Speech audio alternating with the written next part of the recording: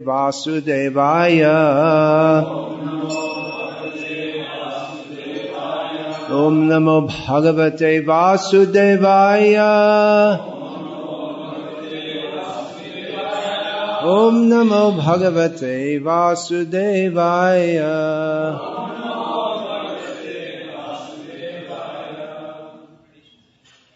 Vandeham Shri Guru Shri Yataf Parakamaram Shri Gurun Vaishnavamscha Shri Rupam Sargajatam Sahagana Raghunathan Vitam Tam Sajivam Sadvaitam Savadhutam Parijana Sahitam Krishna Chaitanya Devam Shri Radha Krishna Padan Sahagana Lalita Shri Vishakhan Vitamscha. Is this recording? Hare Krishna. I'm going to speak on a rational approach to spirituality, some beginning lessons. Everything that we do in this world, everything that every living being does in this world, if we examine and strip it down from the various motivations and complexities of why they're doing it, we can see, very simply put, every living being attempts at every moment to get free from suffering and discomfort and to maximize their happiness. This is life in the material world. Everyone wants to be happy. Everyone's trying to be happy. However, whatever we do in material existence, we can't be fully happy. Get this fan turned off.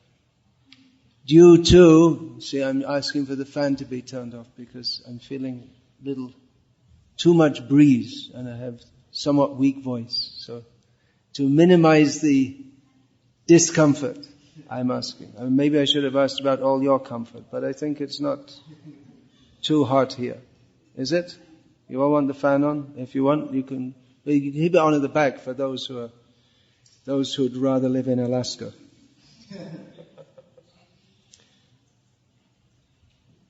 So, everything we do is to minimize discomfort, to be free from suffering, and to be happy. But, the very nature of this world is that there are certain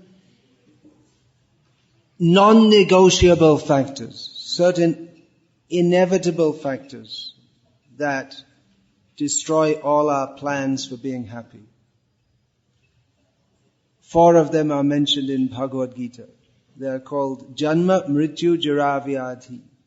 That means disease, old age, death, and then rebirth to go through the whole struggle again of trying to be happy in a place where distress is inevitable. And there's nothing we can do about it. However much we may fantasize about being great, or even if we actually become great, if one becomes the President of America, or the richest man or woman in the world, or a Hollywood film star, or whatever it may be, whatever we might think might make us happy, we have to suffer. Inevitably we have to suffer. So, what should be our response to this? Most people's response to it is to just try and forget it and just go on with their life of trying to minimize distress and maximize happiness in whatever way they can. Some people, when they think about it, they become overwhelmed and they become skeptics. Or this one philosopher, so-called philosopher, Camus from Algeria, he thought, well, the only thing left in life is whether to commit suicide or not, because everything's meaningless, and then you might as well just die now. And he died by going off the edge of a cliff on his car, and he's not sure whether it was suicide or not. Anyway, he's somewhere else now. He's not in that body that he was. So we can become skeptics. We can just go on with life foolishly, watching the latest baseball game or football game or whatever, or chit-chatting with our neighbors, going on with life, and just forget the inevitability of birth, death, old age and disease. So that's one approach. Of course, birth, death, old age and disease don't forget us, much as we would like to forget them. Or we can try to make a solution to the problem. It's a real problem of birth, death, old age and disease. You may say, well, there is no solution. It's true that there's no material solution, but that doesn't mean there's no solution that we can think of. There's no injection that we can take to get free from all kinds of diseases. There's no pill you can take to become immortal, to stop growing old. On the internet you can find all kinds of pills to stop you growing old, but none of them work. You can maybe dye your hair so it looks like it's not rotting away, but it is. You can have a facelift to pretend that your body's not rotting away, but it is. You can do yoga, which might slow down the process, but still you have to die. So there's no material process, but if there is a process at all, it must be non-material or spiritual. So that's what I want to talk about. If at all there is a solution to these problems, it has to be a spiritual solution. Now some people would say that, well, all this spiritualism, it's just some imagination. This reality is just material. And there's no material way to prove the existence of a spiritual dimension, because spiritual by its very definition is non-material. So you can't measure the spiritual with a ruler. How many decibels is a spirit, or what are the waves emanating from it, the light waves or the brain waves or whatever. There's no material means to measure the spiritual, therefore it can't be defined in material terms, but that doesn't mean it doesn't exist. So, that it does exist can be ascertained, but not exactly by that spirit does exist can be ascertained, but not can't be measured exactly. But actually, if you really want to get very philosophical, then nothing can be measured exactly by material means anyway. Because you have to use, just like if you want to measure the distance between one point and another point, there's no such thing. A point is only an imaginary entity. There's no, as soon as you define a point, then it has some, what's the word? It has some space, some mass, and therefore it's not a point. These are certain, or a line is a rectangle. It's not actually a line. A line's only in the imagination. You can draw a line, but as soon as you draw a line, it's not a line. Anyway, these are some fine points. That spirit does exist can be understood. Generally when people say spirit, when they talk of spiritual life, well, some people think that as soon as you start talking about spiritualism, then it's all just some imagination, hocus pocus. It's just for complete sentimentalists. There's nothing rational about it. Or sometimes people think spirit means a ghost. But there's no need to discard our intelligence to understand the nature of spirit. Ultimately,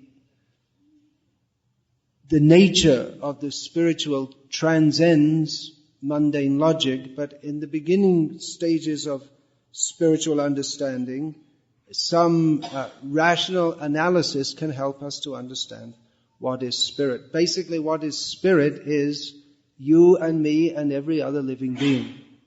We are spiritual beings. The body is powered by the spirit.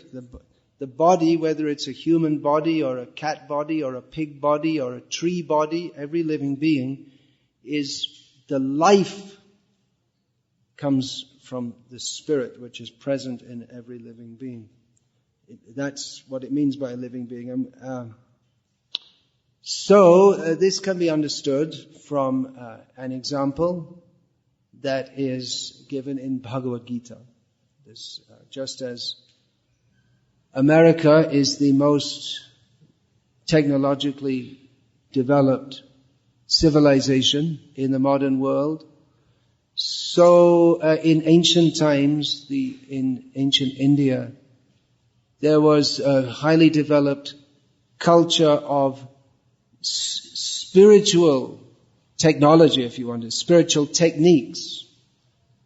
Spiritual life was considered more important than material development. So there's a very great development or knowledge of spiritual life. Spiritual life begins, and remember, we want to approach spiritual life to get free from the problems of material existence.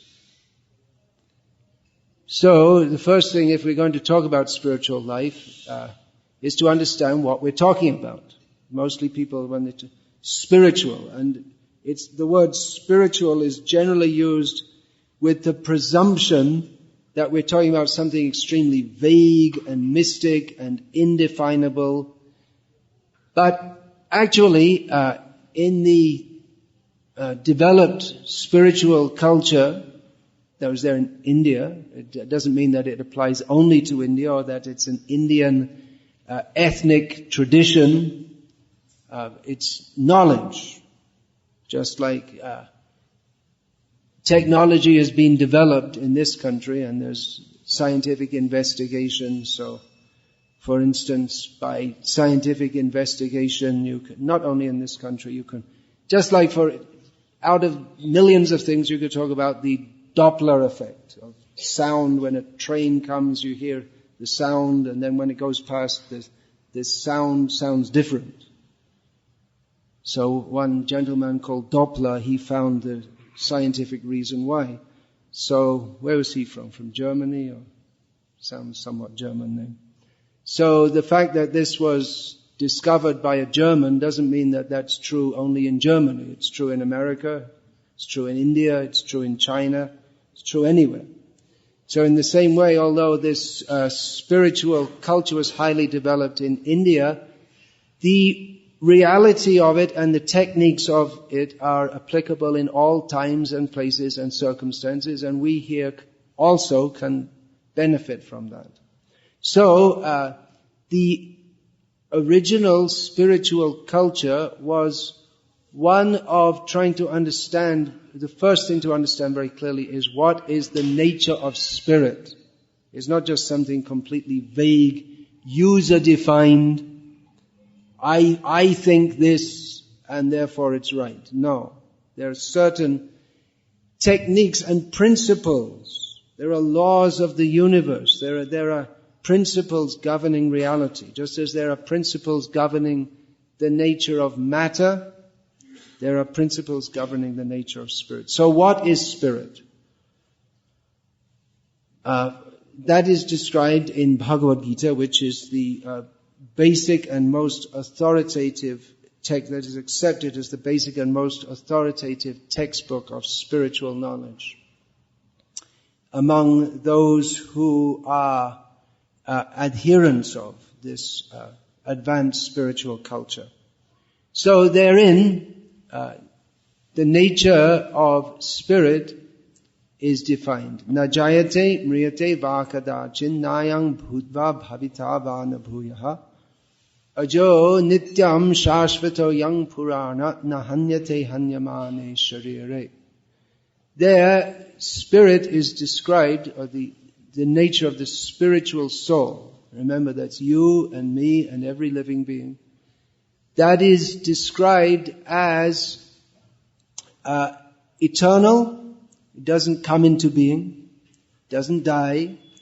The body comes into being. The body dies. I can ask you, who are you? And you may give some answer.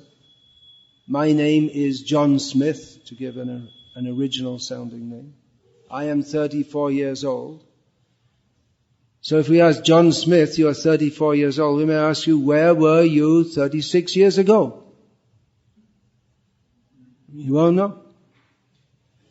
And if I didn't exist, he may say. Or if I ask you, where will you be 100 years from now? And, well, he might say, I'll be with Jesus. Or he might say, I won't exist. But one thing's for sure, the body that is identified as John Smith will not be around in 100 years. Of course, there are some people there have always been some people who think they can live forever, but they've all died. And those who are talking about it, they'll also die. So, most people are sensible enough to understand that 100 years from now, we won't be in the present body that we are now. So, the body comes into being, but the soul does not come into being. The body dies, but the soul doesn't die. It never comes into being means that it's eternal. The body is born, but the soul is not born. The soul enters into a body, and thus there is life. Actually, this is all described how in the books of spiritual technology, which are sometimes referred to as scripture, although their function is in many ways different to what is called scripture in the Western world. So they describe how, under the direction of the supreme controller and the sub-controllers of the universe, that in the case of a human, that the spiritual being, according to his previous karmic position, is placed in the semen of a man, and that mixes with the ovum of a woman, and then that starts to, what's the word? Develop. That's a simple word I was trying. That's a good word. Starts to develop. Always thinking of some fancy words. Starts to develop. This Prabhupada used the word ferment, but I thought that might be a little. And gestate. That's it. Thank you very much.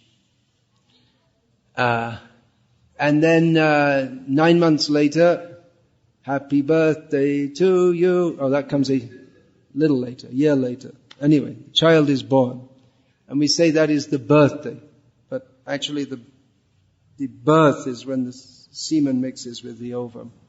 So it's because the spirit is present that the chemicals react in a certain way.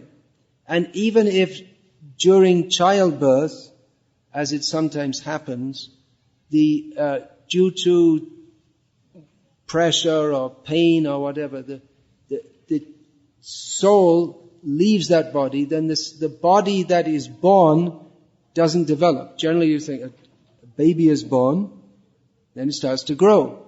But if the soul leaves at that point or at any other point, then the body ceases to grow and to be alive. So the soul is eternal, and it is the soul that gives life to the body. What is the difference between a living body and a dead body? Well, you could say one has got brain waves and heartbeat and respiration and all this kind of thing. But what's the intrinsic difference? The intrinsic difference is the presence or absence of the soul. Because matter, by nature, doesn't have life. And spirit, being of the different nature to matter, that is life. Matter by nature does not have consciousness. You can program a robot to say that if it comes in contact with a red light, you can program it to say, I see a red light. But you know that it's a machine. The awareness of light is not there. It's programmed to say so, but there's no consciousness. You can program a robot to do so many different things, but a robot cannot have pleasure or pain. A robot cannot have desires or ambitions. These are symptoms of the soul. When the body dies, the soul continues to exist.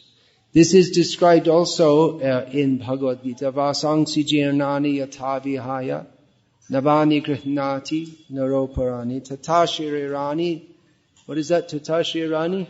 Vihaya jirnani anyani sangyadi navani dehi.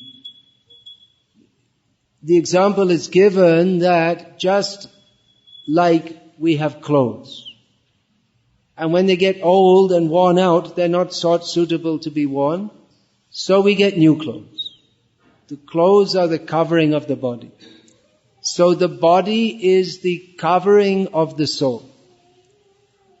We wear clothes suitable to cover our body. In different cultures, people have different kinds of clothing. We wear very warm clothes in the winter, light clothes in the summer. According to how we identify ourselves or wish to be identified, we wear different kinds of clothing. If we wish to be identified as a member of the corporate world, then we may dress in a suit and tie. If we wish to be identified as a biker, then we'll wear a black leather jacket. If we wish to be identified as a punk rocker, then we'll dress however they dress. I'm not sure how they dress.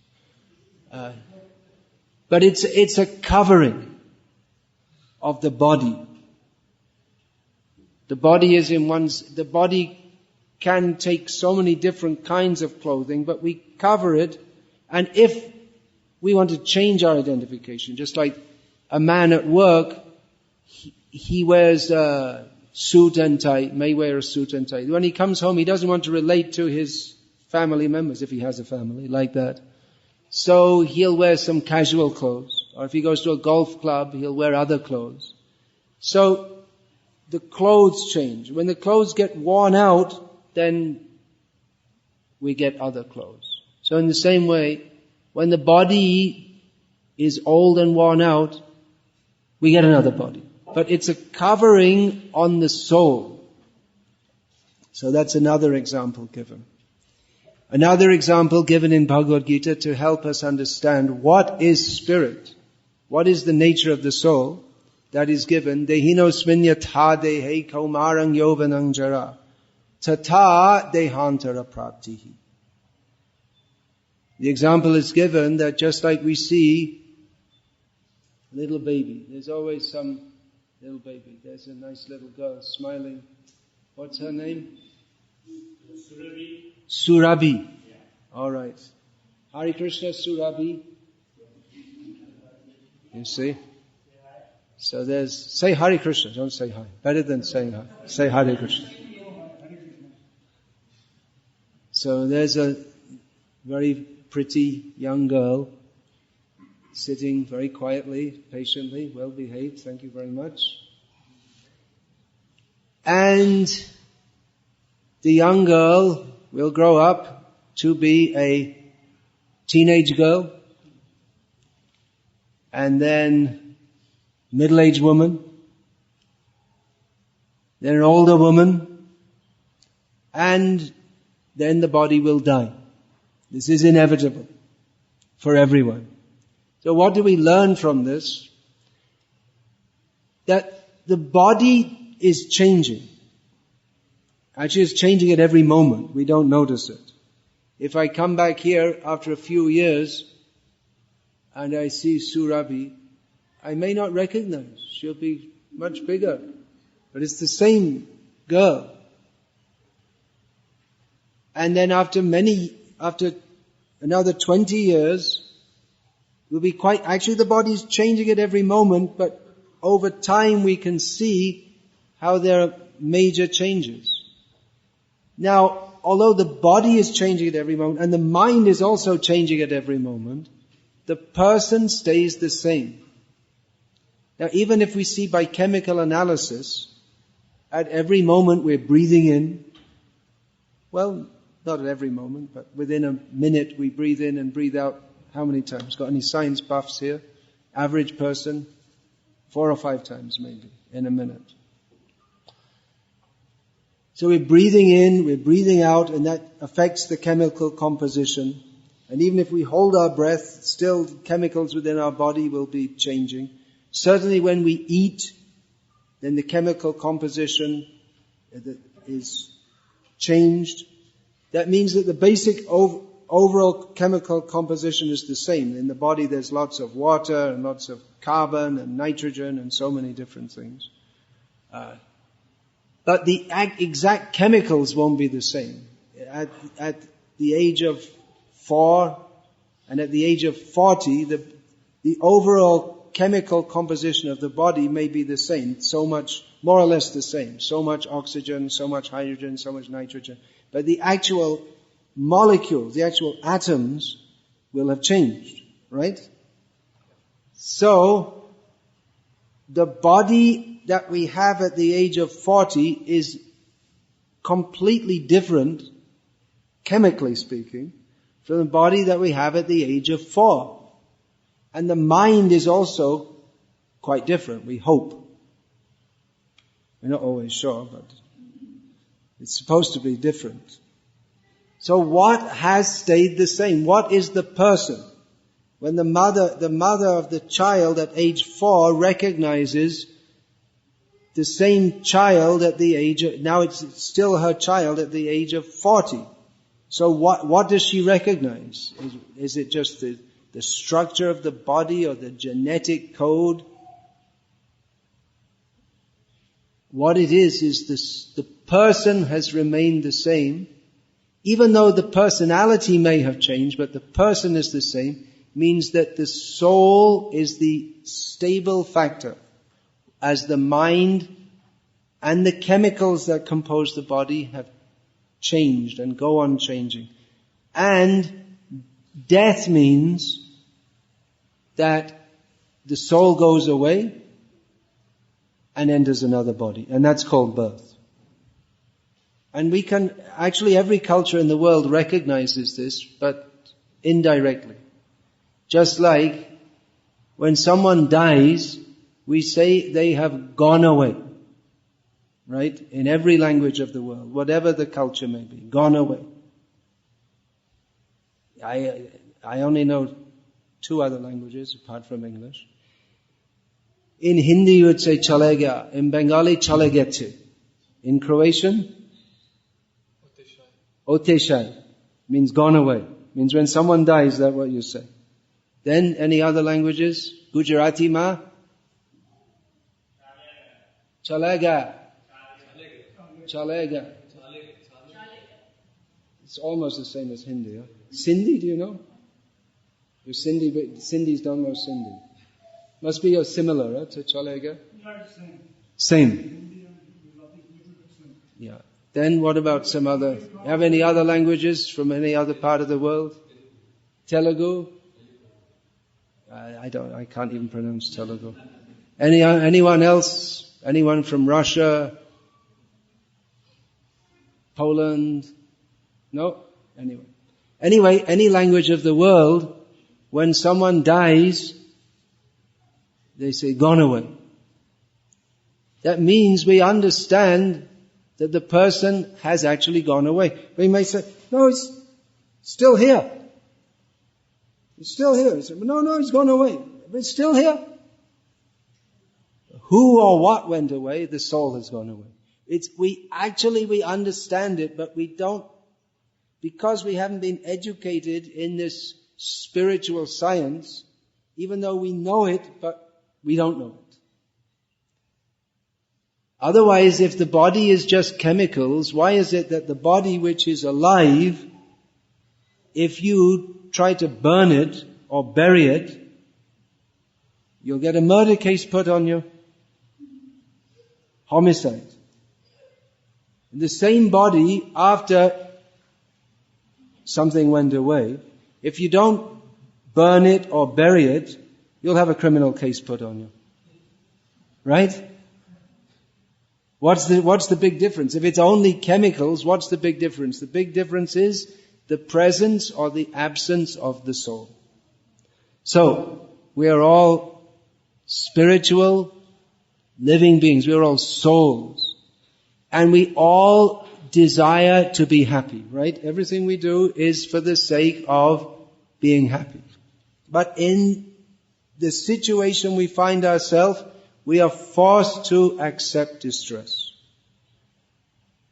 By nature, the nature of the soul is to be happy. That's why we want to be happy. Chemicals don't desire to be happy or unhappy. If you smash someone's car up, that's a serious offense. But if you smash someone's head up, that's a much more serious offense. If you destroy someone so that their body, so that they die, that's a much more serious offense than smashing up a car. The body and the car are both chemicals. But because the body is the vessel of the soul, and therefore the experience of suffering is there. I mean, even if you don't kill someone, if you just walk up to someone and punch them in the face, well, what's wrong with that? If you walk up to a wall and punch it, that's not an offense. If you walk up to a person and punch them in the face, that's an offense. Because they feel pain. They want to be happy. Why do we feel outraged when we hear of terrorism? Why do we feel there's something very wrong and wicked about that? Why do we feel? Because there is suffering. And it's the nature, our very nature, that we want to be happy. But in material existence, it's not possible, but because we are spiritual beings, we desire to be happy. And actually, as the spiritual literature informs us, we are meant to be happy, and that is why we always endeavor for happiness. Chemicals, like a table or a microphone, there's no endeavor for anything. But because we are souls, we desire to be happy. And spiritual life means to revive our original spiritual consciousness, which means the consciousness by which we can exist in a state of eternal happiness. No one wants to die, because the nature of spirit is not to die, to live, to be eternal. The nature of the soul is to enjoy happiness, always. So that's why we're always trying to be happy. So there is a state of existence in which we do not have to die, and in which we are happy always. That is called spiritual existence. And the endeavor to come to that state, that is called spiritual practice. So, we can attain that. We should try to attain that. Material existence means we must suffer, and spiritual existence means we that we are naturally situated in happiness. We don't have to think about it. We don't have to plan for it. We're just naturally situated in a state of tremendous bliss. So this is spiritual life. This is what we may call a rational approach to understanding spiritual nature. Of course, there's a lot more to it. And I can just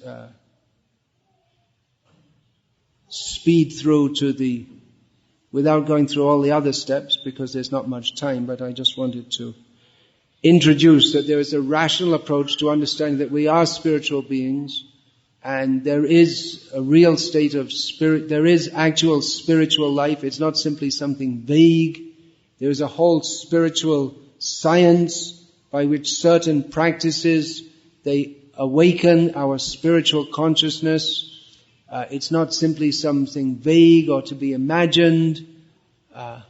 So to take us quickly through, without going through all the other steps, our spiritual nature is to be eternally happy in the association of Krishna, who is the supreme, eternal, happy. And by serving Krishna with selfless love, that is our state of eternal happiness. That is called Krishna consciousness. So Krishna consciousness in the perfect stage that is executed in the spiritual world, just like there is this material world, there is a state of spiritual existence, a spiritual world with spiritual people, everything spiritual, where everyone is eternally blissful with Krishna as the center of everything. And spiritual life in this material world is executed for the sake of reviving the original consciousness, Krishna consciousness. And that is done. There are many facets of that process. It's called Bhakti Yoga, or the yoga of devotion. And the central process is chanting the names of Krishna, especially by the Maha Mantra. Mantra means a spiritual chant, and Maha means great. So the great chanting that revives our spiritual consciousness is Hare Krishna, Krishna Krishna, Hare Hare. Hare Rama, Rama Rama, Hare Hare. So that's it in a nutshell. And there's lots more to it. So if there's any question about this, I can take that now.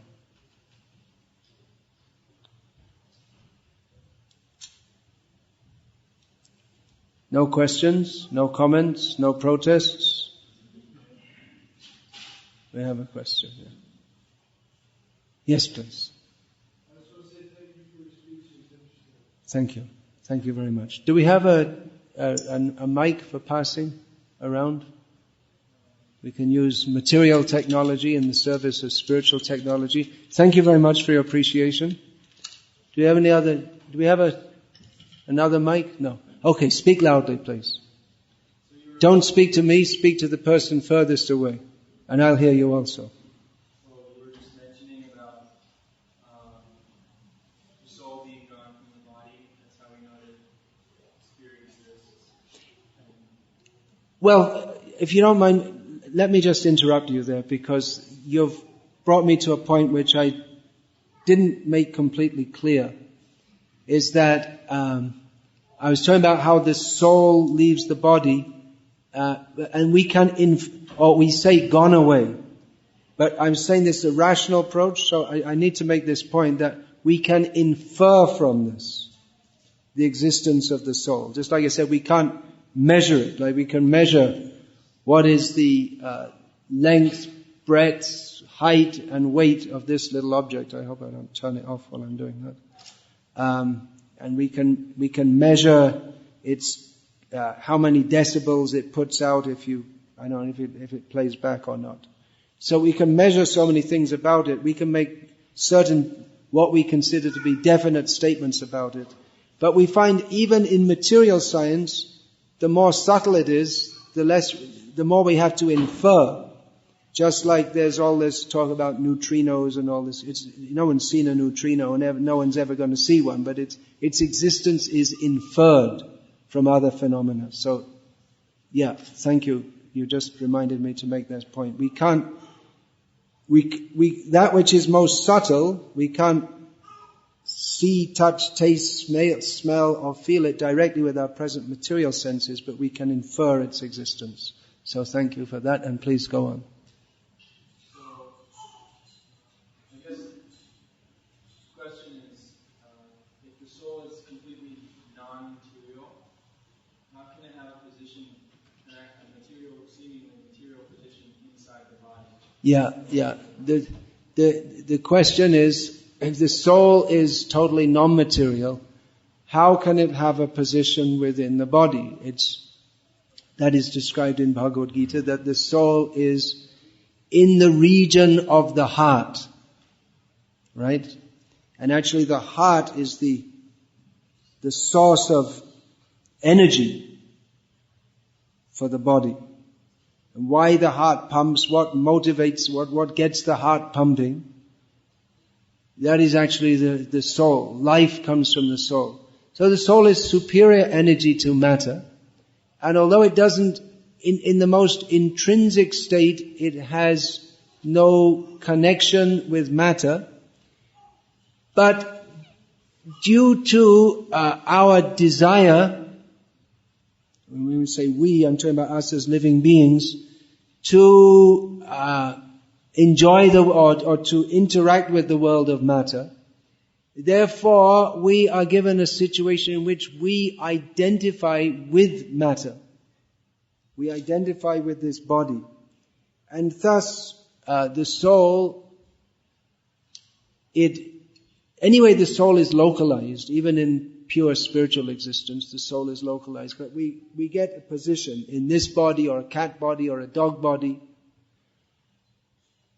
And interaction with matter is there. It's not an intrinsic interaction, because the soul has no intrinsic relationship with matter. But because we desire to enjoy in this world separately from Krishna, therefore Krishna arranges for a vehicle for us to attempt to do so. And therefore the soul is placed in a certain kind of body, and it gives life to that body and experiences distress and pleasure through that body. That is under a higher arrangement. Although intrinsically we have no connection. But the connection is arranged because we desire it.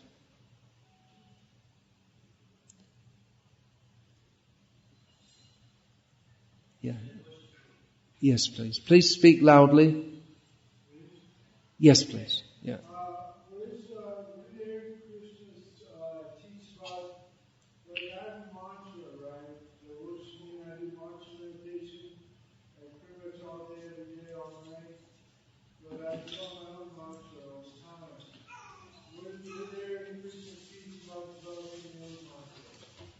In Krishna's teachings, is there anything about developing your own mantra? No. You can do that if you like, but it won't have the same effect.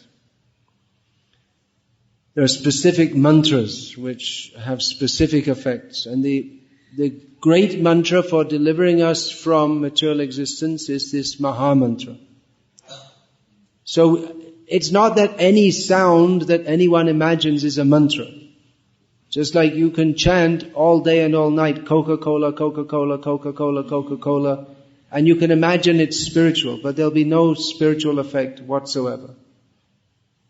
I don't agree with you. All right, you are welcome to disagree, but I'm also welcome not to belabor the point with you, if you don't mind.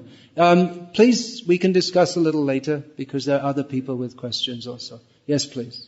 My question is in relation to the health of the body. About, sorry, what?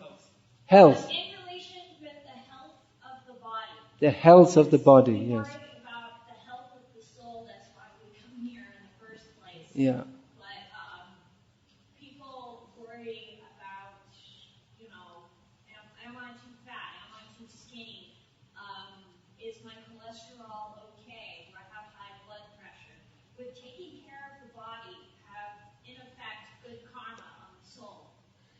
Does taking care of the body affect the good karma of the soul? Well, ultimately karma is not, it's a very subtle point to understand that's related to your question. Ultimately karma is not connected to the soul. But because we identify ourselves as part of this material world, we accept different bodies and we get different karmic reactions. Taking care of the body is required, but then it's also required to utilize the body in a way that we do good and not harm. I mean, if Hitler had a cholesterol problem, we might tell him to eat more fat, get a heart attack and die. Maybe that's a controversial thing to say. But the body should be utilized for doing good, which ultimately means to act in such a manner that we get free from this material existence altogether. So yes, we should try to maintain this body so that we can execute Krishna consciousness. But at the same time, we understand that anyway this body is temporary, and if I get too much concerned with this body, I'll lose my Krishna consciousness. So there's some dynamic there, that we try to look after the body, but at the same time we realize I'm not the body, and if I identify too much with this body, that will impinge on my Krishna consciousness. So we do whatever is what we can easily do without making too much effort to keep the body healthy. And there are many things that can be done. Eating healthy food, what we can consider materially healthy. Even Krishna prasadam, if we don't have fully developed consciousness, then if we eat only very opulent foods, that won't be very healthy for the body. So eating at regular times, not sleeping. This is all mentioned in Bhagavad Gita. Yukta hara viharasya, yukta cheshtasya karmasu, yukta svapnavabodhasya, yoga bhavati dukkha. That one can execute yoga and overcome all suffering if one is balanced in one's eating, sleeping, activities, recreation, all these different things. So, we look after the body, but we don't overly identify with the body, knowing that this body that we are presently in is a vehicle that we should use to help us to go to the goal. Hare Krishna. Okay, one more question and then we'll finish because we're a little over time. Is it? Yeah. Does a soul have a nature? Does a soul have a nature? Which directs the body with But the nature of the soul is Satchidananda. The nature of the soul is eternal, conscious, and blissful. So that is the basic nature of every soul, of you and me and every other living being. And we all have our individual natures also in our eternal spiritual existence. It's not that everyone's just the same.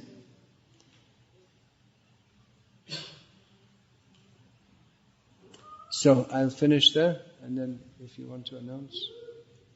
That speaking strongly, I think there's only one or two left. Yeah. So thank you very much. Hare Krishna.